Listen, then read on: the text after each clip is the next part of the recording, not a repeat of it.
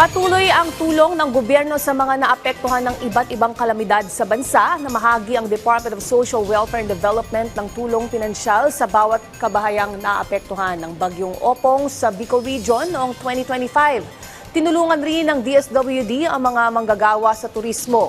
May report si Connie Kalipay ng Philippine News Agency.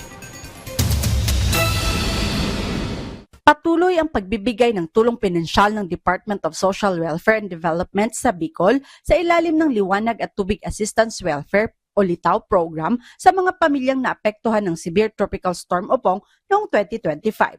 Sinabi ni Claudio Villarreal, pinuno ng DSWD Bicol Disaster Response Management Division, na ang programa ay nagtatarget ng mahigit 50,000 benepisyaryo kung saan 31,326 na ng kabahayan ang natapos o patuloy ang payout sa buong probinsya ng Masbate.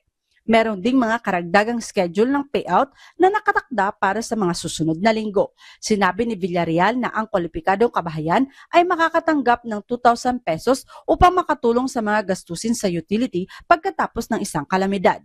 Naipamahagi rin ng DSWD ang 12.97 milyong tulong pinansyal para sa 1,264 na manggagawa sa turismo na naapektuhan ng Super Typhoon Uwan noong 2025.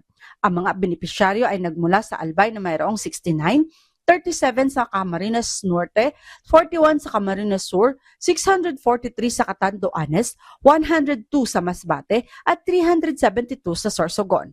Ang mga nasabing benepisyaryo ay kinilala ng kanilang mga tanggapan ng turismo sa munisipyo at probinsya at inendorso sa DSWD.